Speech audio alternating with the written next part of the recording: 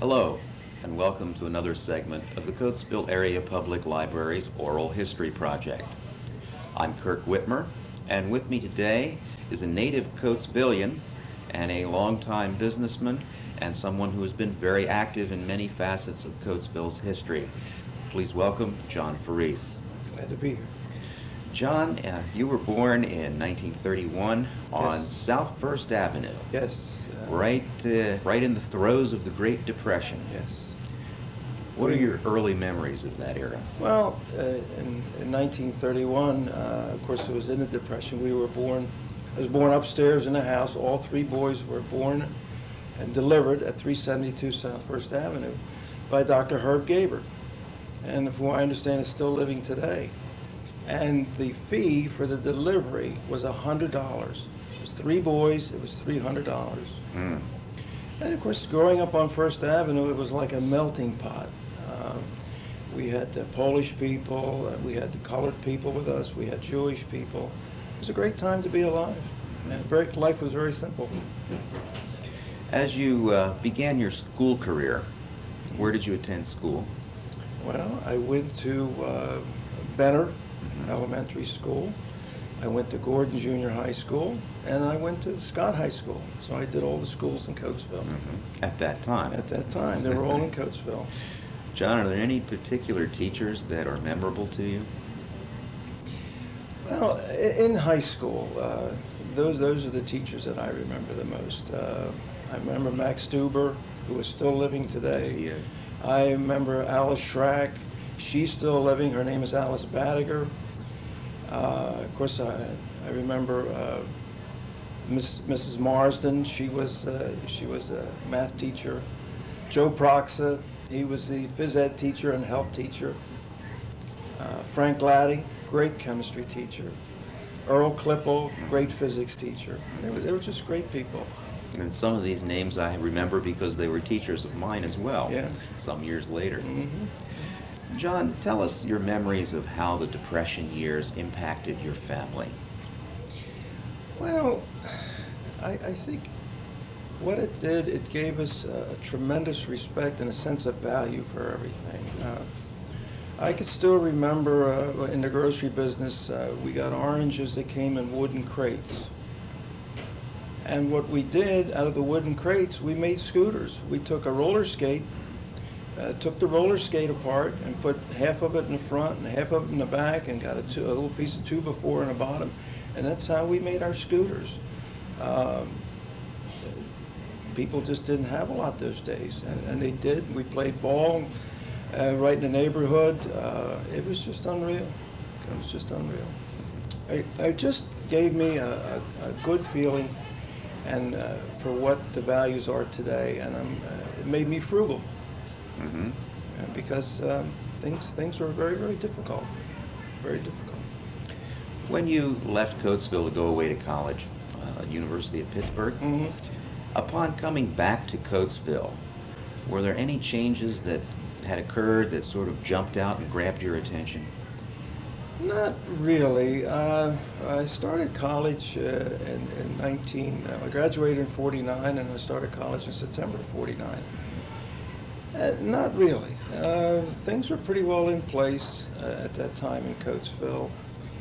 It was quite an experience to leave Coatesville and go away that far. How so? I can remember being interviewed by Dr. Harry Scott, who was a well-known dentist in Coatesville and a graduate at the University of Pittsburgh. I never went on campus. I went to his office on Main Street across from Gordon Junior High School, and he interviewed me.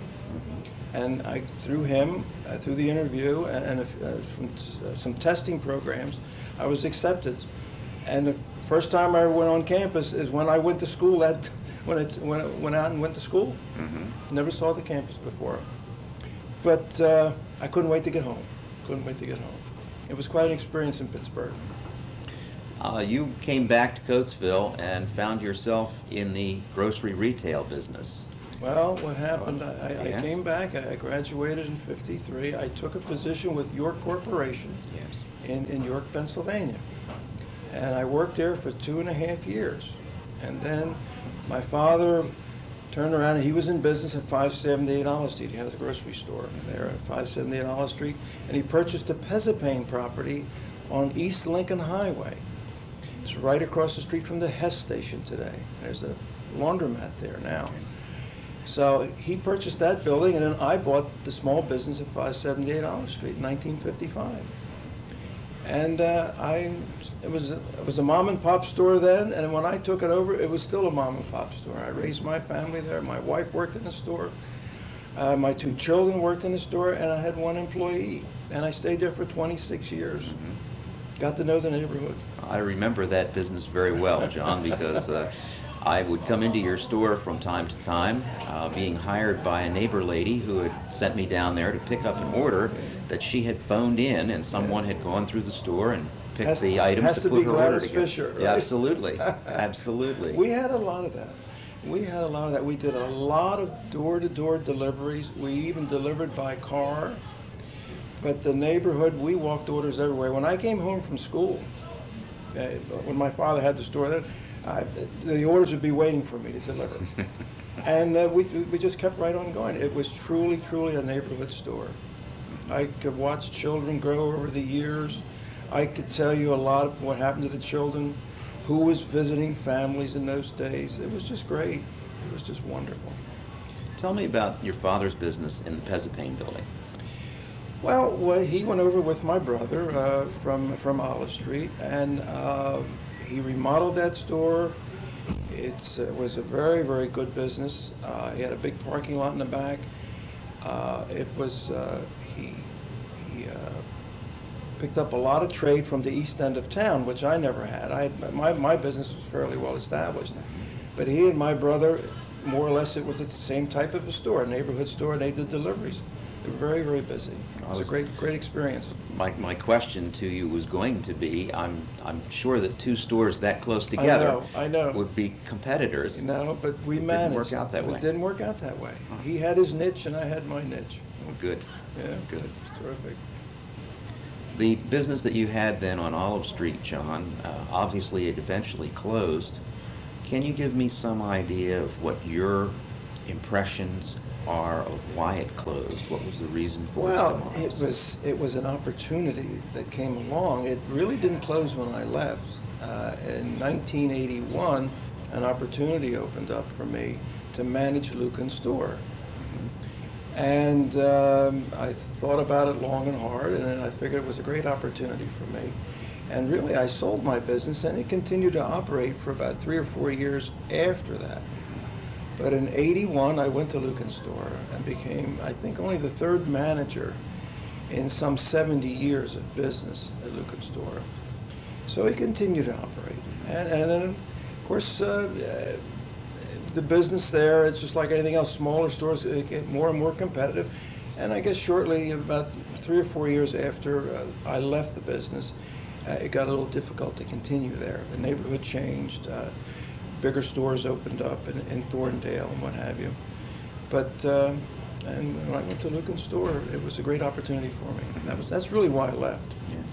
Now, Lucan's store, the building itself has quite an interesting history. Can you give us a rundown on Well, that Lucan's building? store, and I didn't know as much about it until I went there as his manager. Lucan's store really is connected to the Rebecca Lucan's home, one of the founder of Lucan Steel Company, and we used it as a storage room. And that building was built back in the 1700s. And then actually the company store started in 1921 in that area, in the early 20s, in the basement of Rebecca Lucan's house. And then, of course, Emery Bachman was the first manager, and he took orders right in the basement. And little by little, they got groceries in, and the employees could charge and what have you. So I think in the mid-20s, they added on the extent of the building that's now there on First Avenue. And once again, it just reeks with history. That whole area reeks with history. And the building's in pretty well, it's in good condition for as old as the building is. John, you've had an association with many different agencies here in Coatesville. Tell me about your work with the zoning board, first of all. Well, the zoning board was started in 1965. Walt Griffith was the chairman, and Mrs. Wilbur Varian was a member, and then I was asked to join to make the third member. And it was a great experience for me.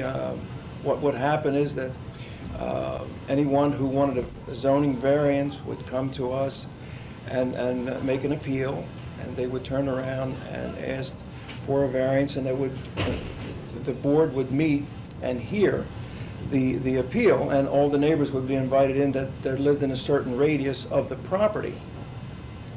And I met a lot of people, and the cases weren't too complicated back there. Zoning wasn't such an issue as it is today.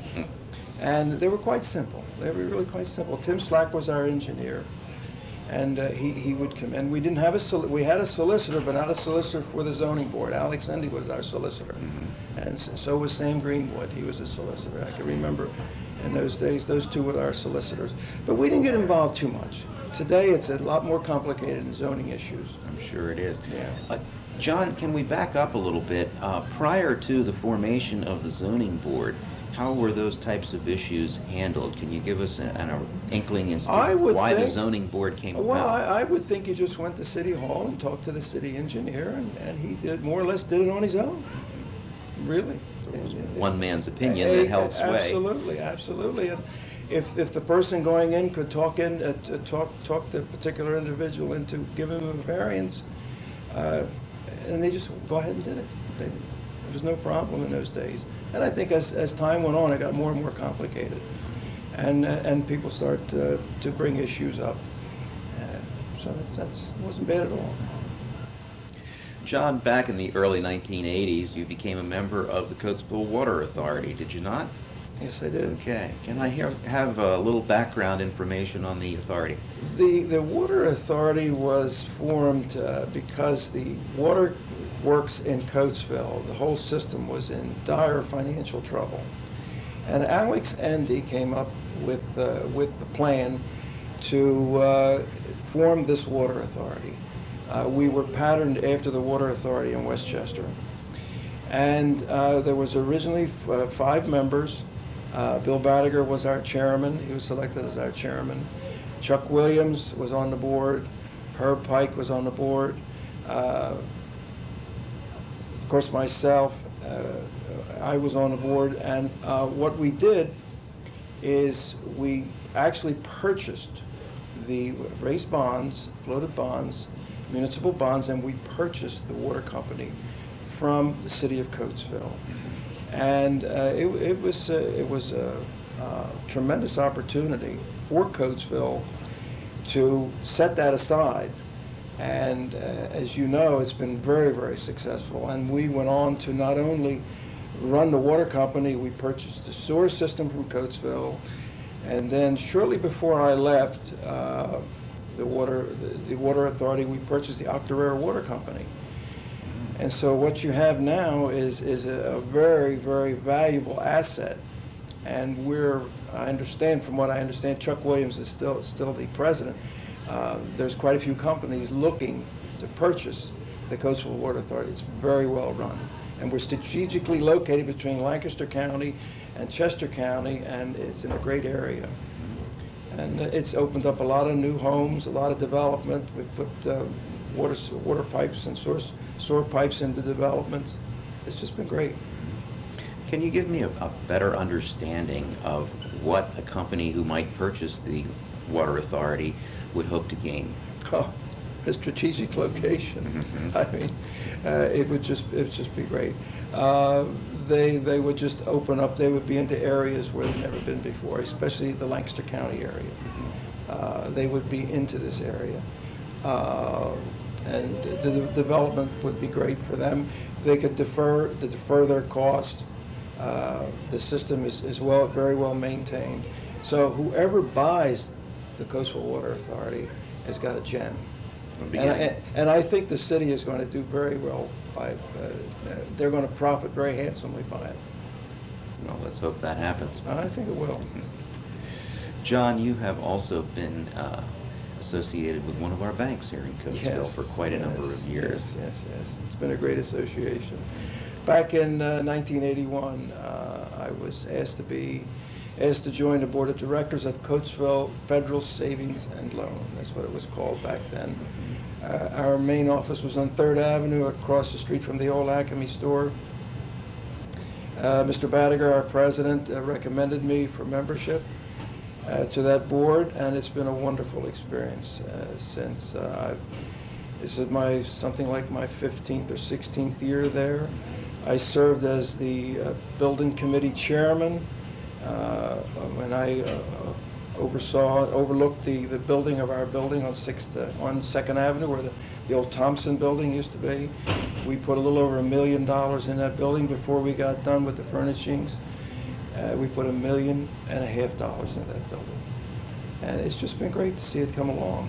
It's one of the very, very few independent local banks still left in Coatesville. We might be the only one left in Coatesville.